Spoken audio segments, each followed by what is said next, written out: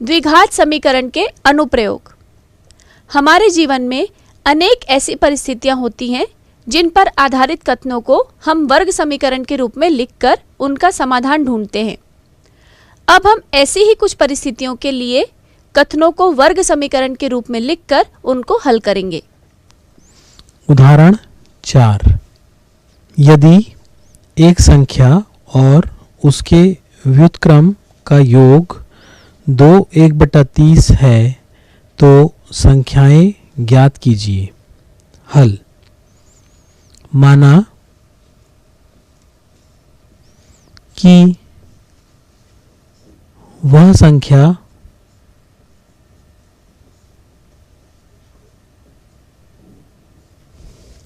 x है।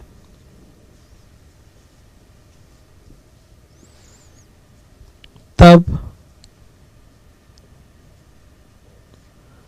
x का व्युत्क्रम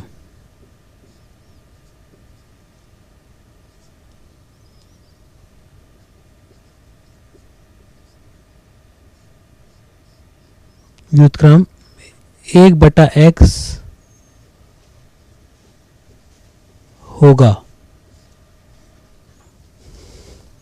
इसीलिए x पहली संख्या धन उसका व्युत्क्रम 1/x बराबर प्रश्न अनुसार 2 1/30 है। या यहाँ पे हम 1 और x का लघुत्तम x निकालेंगे और उसके बाद x को 1 से, इसका हर है 1 तो हर से भाग करेंगे x भागित 1 तो x गुणित x करेंगे तो x की घात 2 धन x को x से भाग करेंगे तो यहाँ आएगा 1 और 1 से 1 को गुणा करेंगे तो हमें 1 प्राप्त होगा बराबर 30 को 2 से गुणा करेंगे तो 60 और 60 धन 1 61/30। या तिर्यक गुणा करने पर 30 ऊपर आएगा, कोष्टक में हम लिखेंगे x की घात 2 धन 1 बराबर 61x। या कोष्टक को खोलने पर हमें प्राप्त होगा 30 x की घात 2 धन 30 बराबर 61x। या 30 x की घात 2 61x का पक्षांतर करेंगे तो ऋण 61x धन 30 बराबर 0। अब 30 को 30 से गुणा करेंगे तो हमें प्राप्त होगा 900। 900 का गुणनखंड निकालेंगे, उपयुक्त जोड़ा बनाएंगे कि उसका योग करने से हमें 61x प्राप्त हो और गुणा करने से तो हमें 900 प्राप्त होगा ही। तो या हम 30x की घात 2 को वैसे लिखेंगे और ऋण 61x को ऋण 36x ऋण 25x के रूप में लिखेंगे। अब ऋण 36 और ऋण 25 का योग ऋण 61 हो रहा है और 36 को 25 से गुणा करेंगे तो हमें 900 प्राप्त होगा। धन आखिरी पद हमारा तीसरा पद 30 है तो 30 बराबर 0 लिखिए। अब हम उभयनिष्ठ निकालेंगे। 30x की घात 2 ऋण 36x में हम 6x को उभयनिष्ठ निकाल सकते हैं। तो 6 के पहाड़े में 30 आता है 5 तो 5x यहाँ बचा ऋण 6x कहीं हम निकाल चुके हैं तो यहाँ बचेगा 6। कोष्टक बंद। ऋण ऋण 25x और धन 30 में हम ऋण 5 को उभयनिष्ठ निकालेंगे तो 25 जो है 5 के पहाड़े में 5 पंचे होता है तो 5x बचेगा।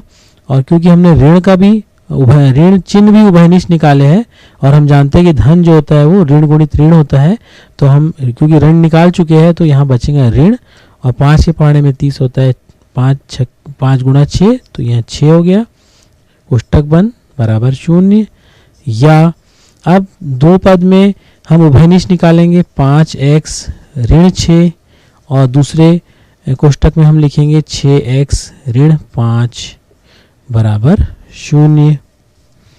या 5x ऋण 6 बराबर 0 होगा या 6x ऋण 5 बराबर 0, या हम x का मान निकालेंगे, ऋण 6 का पक्षांतर करेंगे तो ये धन 6 बटा 5, या x बराबर हमें प्राप्त होगा, ऋण 5 का पक्षांतर करेंगे तो 5 और 6 को हम बटा में लेंगे।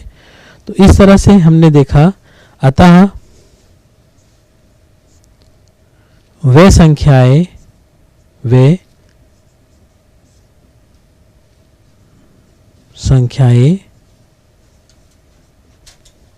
x बराबर 6 बटा 5 तथा x बराबर 5 बटा 6 होंगी।